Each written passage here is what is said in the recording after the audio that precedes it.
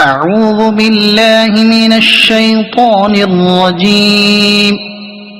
بسم الله الرحمن الرحيم حميم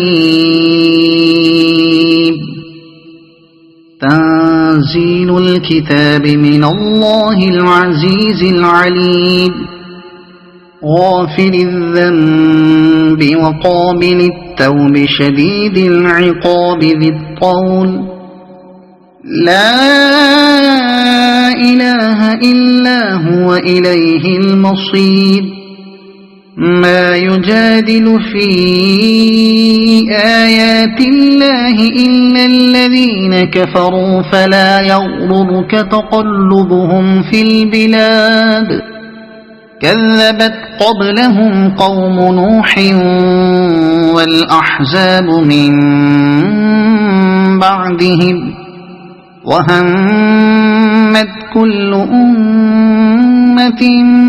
برسولهم ليأخذوه وجادلوا بالباطل ليدحضوا به الحق فأخذتهم فكيف كان عقاب وكذلك حقت كلمة ربك على الذين كفروا أنهم أصحاب النار الذين يحملون العرش ومن حوله يسبحون بحمد ربهم ويؤمنون به ويستغفرون للذين آمنوا ربنا وسعت كل شيء رحمة وعلما فاغفر للذين تابوا واتبعوا سبيلك وقهم عذاب الجحيم ربنا وأدخلهم جنات عدن التي وعدتهم ومن صلح من آبائهم وأزواجهم وذرياتهم إنك أنت العزيز الحكيم وقهم السيئات وما تق السيئات يومئذ فقد رحمته وذلك هو الفوز العظيم إن الذين كفروا ينادون لمقت الله أكبر من مقتكم أنفسكم إذ تدعون إلى الإيمان فتكفرون قالوا ربنا أمتنا اثنتين وأحييتنا اثنتين فاعترفنا بذنوبنا فهل إلى خروج من سبيل ذلكم بأنه إذا دعي الله وحده كفرتم وإن يشرك به تؤمنوا فالحكم لله العلي الكبير هو الذي يريكم آياته وينزل لكم من السماء رزقا وما يتذكر إلا من ينيب فادعوا الله مخلصين له الدين ولو كره الكافرون رفيع الدرجات ذو العرش يلقي الروح من أمره على من يشاء من عباده لينذر يوم التلاق يوم هم بارزون لا يخفى على الله منهم شيء لمن الملك اليوم لله الواحد القهار اليوم تجزى كل نفس بما كسبت لا ظلم اليوم إن الله سريع الحساب وأنذرهم يوم الآزفة إذ القلوب لدى الحناجر كاظمين ما للظالمين من حميم ولا شفيع يطاع يعلم خائنة الأعين وما تخفي الصدور والله يقضي بالحق والذين يدعون من دونه لا يقضون بشيء إن الله هو السميع البصير أولم يسيروا في الأرض فينظروا كيف كان عاقبة الذين كانوا من قبلهم كانوا هم أشد منهم قوة وآثارا في الأرض فأخذهم الله بذنوبهم وما كان لهم من الله من واق ذلك بأنهم كانت تأتيهم رسلهم بالبينات فكفروا فأخذهم الله إنه قوي شديد العقاب ولقد أرسلنا موسى بآياتنا وسلطان مبين إلى فرعون وهامان وقارون فقالوا ساحر كذاب فلما جاءهم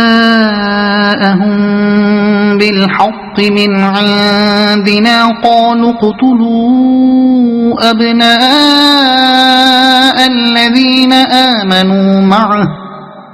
أبناء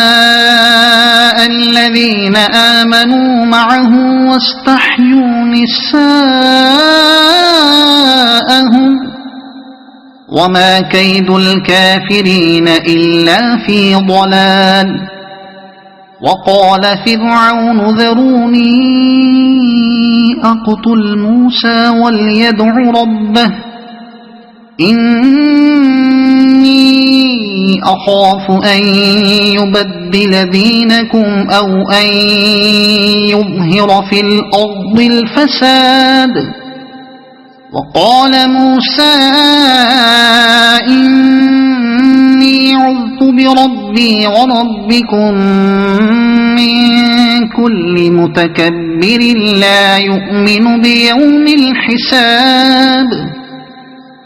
وقال رجل مؤمن من آل فرعون يكتم إيمانه أتقتلون رجلا أن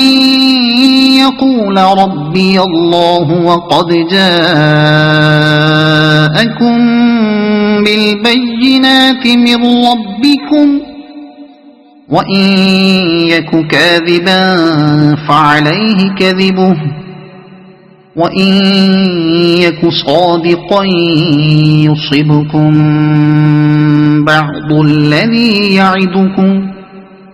إن الله لا يهدي من هو مسرف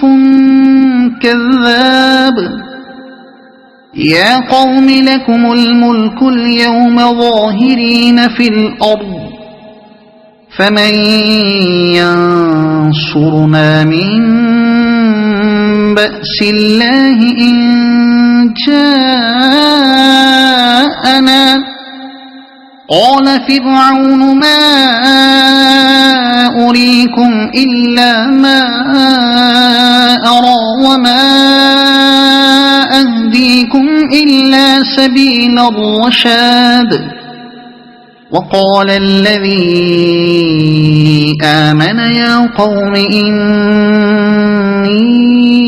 أخاف عليكم مثل يوم الأحزاب مثل دأب قوم نوح وعاد وثمود والذين من بعدهم وما الله يريد ظلما للعباد. ويا قوم إني أخاف عليكم يوم التناد يوم تولون مدبرين ما لكم من الله من عاصم ومن يضلل الله فما له من هاد. ولقد جاءكم يوسف من قبل بالبينات فما زلتم في شك مما جاءكم به حتى إذا هلك قلتم لن يبعث الله من بعده رسولا كذلك يضل الله من هو مسرف مرتاب. الذين يجادلون في آيات الله بغير سلطان أتاهم كبر مقتا عند الله وعند الذين آمنوا كذلك يطبع الله على كل قلب متكبر جبار. وقال فرعون يا هامان ابن لي صرحا لعلي أبلغ أسباب السماوات فأطلع إلى إله موسى وإني لأظنه كاذبا. وكذلك زين لفرعون سوء عمله وصد عن السبيل وما كيد فرعون إلا في تباب. وقال الذي آمن يا قوم اتبعون أهدكم سبيل الرشاد. يا قوم إنما هذه الحياة الدنيا متاع. وقال الذي آمن يا قوم اتبعون أهدكم سبيل الرشاد. يا قوم إنما هذه الحياة الدنيا متاع وإن الآخرة هي دار القرار. من عمل سيئة فلا يجزى إلا مثلها ومن عمل صالحا من ذكر أو أنثى وهو مؤمن فأولئك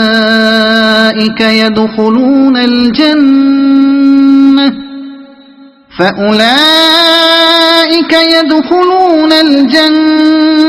يرزقون فيها بغير حساب. ويا قوم ما لي أدعوكم إلى النجاة وتدعونني إلى النار. تدعونني لأكفر بالله وأشرك به ما ليس لي به علم وأنا أدعوكم إلى العزيز الغفار. لا جرم أن ما تدعونني إليه ليس له دعوة في الدنيا ولا في الآخرة وأن مردنا إلى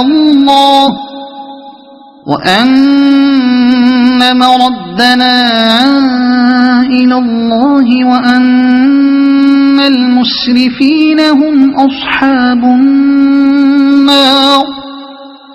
فستذكرون ما أقول لكم وأفوض أمري إلى الله إن الله بصير بالعباد. فوقاه الله سيئات ما مكروا وحاق بآل فرعون سوء العذاب النار يعرضون عليها غدوا وعشيا ويوم تقوم الساعة أدخلوا آل فرعون أشد العذاب وإذ يتحاجون في النار فيقول الضعفاء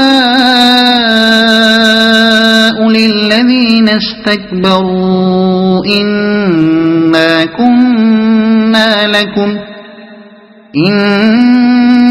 كنا لكم تبعا فهل أنتم مغنون عنا نصيبا من النار قال الذين استكبروا إنا كل فيها إن الله قد حكم بين العباد وقال الذين في النار لخزنة جهنم ادعوا ربكم يخفف عنا يوما من العذاب قالوا أولم تك تأتيكم رسلكم بالبينات قالوا بلى قالوا فادعوه وما دعاء الكافرين إلا في ضلال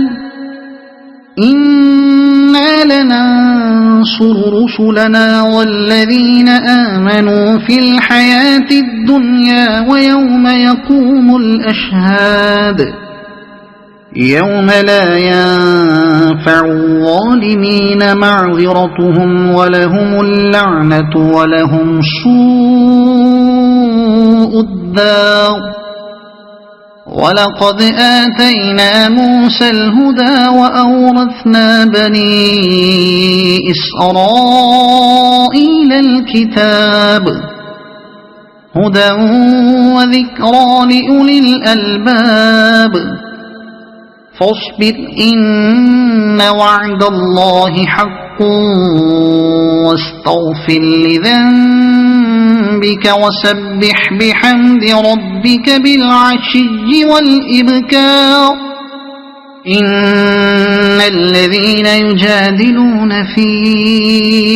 آيات الله بغير سلطان أتاهم إن في صدورهم إلا كبر ما هم ببالغيه فاستعذ بالله إنه هو السميع البصير لخلق السماوات والأرض أكبر من خلق الناس ولكن أكثر الناس لا يعلمون وما يستوي الأعمى والبصير والذين آمنوا وعملوا الصالحات ولا المسيء قليلا ما تتذكرون إن الساعة لآتية لا ريب فيها ولكن أكثر الناس لا يؤمنون وقال ربكم ادعوني أستجب لكم إن الذين يستكبرون عن عبادتي سيدخلون جهنم داخرين الله الذي جعل لكم الليل لتسكنوا فيه والنهار مبصرا إن الله لذو فضل على الناس ولكن أكثر الناس لا يشكرون ذلكم الله ربكم خالق كل شيء لا إله إلا فأنى تؤفكون كذلك يؤفك الذين كانوا بآيات الله يجحدون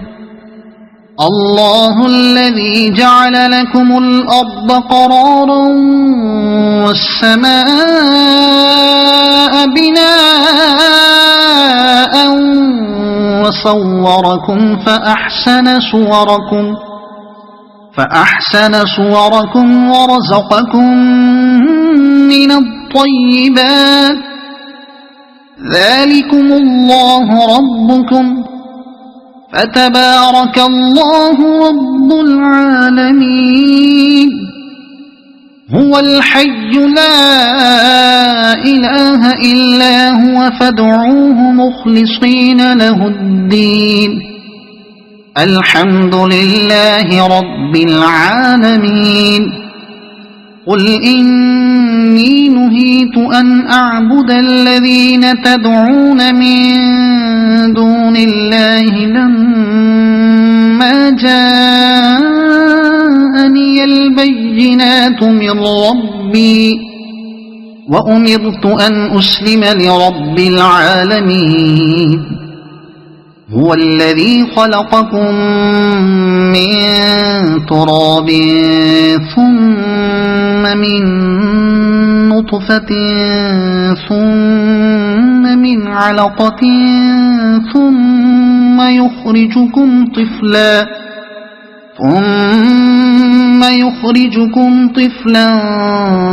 ثم لتبلغوا أشدكم ثم لتكونوا شيوخا ومنكم من يتوفى من قبل ولتبلغوا أجلا مسمى ولعلكم تعقلون هو الذي يحيي ويميت فإذا قضى أمرا فإنما يقول له كن فيكون ألم تر إلى الذين يجادلون في آيات الله أنى يصرفون الذين كذبوا بالكتاب وبما أرسلنا به رسلنا فسوف يعلمون إذ الأغلال في أعناقهم والسلاسل يسحبون في الحميم ثم في النار يسجرون ثم قيل لهم أين ما كنتم تشركون من دون الله قالوا ضلوا عنا بل لم نكن ندعو من قبل شيئا كذلك يضل الله الكافرين ذلكم بما كنتم تفرحون في الأرض بغير الحق وبما كنتم تمرحون ادخلوا أبواب جهنم خالدين فيها فبئس مثوى المتكبرين فاصبر إن وعد الله حق فإما نرينك بعض الذي نعدهم أو نتوفينك فإلينا يرجعون ولقد أرسلنا رسلا من قبلك منهم من قصصنا عليك ومنهم من لم نقصص عليك وما كان لرسول أن يأتي بآية إلا بإذن الله فإذا جاء أمر الله قضي بالحق بالحق وخسر هنالك المبطلون الله الذي جعل لكم الأنعام لتركبوا منها ومنها تأكلون ولكم فيها منافع ولتبلغوا عليها حاجة في صدوركم وعليها وعلى الفلك تحملون ويريكم آياته فأي آيات الله تنكرون أفلم يسيروا في الأرض فينظروا كيف كان عاقبة الذين من قبلهم كانوا أكثر منهم وأشد قوة وآثارا في الأرض فما أغنى عنهم ما كانوا يكسبون فلما جاءتهم رسلهم بالبينات فرحوا بما عندهم من العلم وحاق بهم ما كانوا به يستهزئون فلما رأوا بأسنا قالوا آمنا بالله وحده وكفرنا بما كنا به مشركين فلم يك ينفعهم إيمانهم لما رأوا بأسنا سنة الله التي قد خلت في عباده وخسر هنالك الكافرون صدق الله العظيم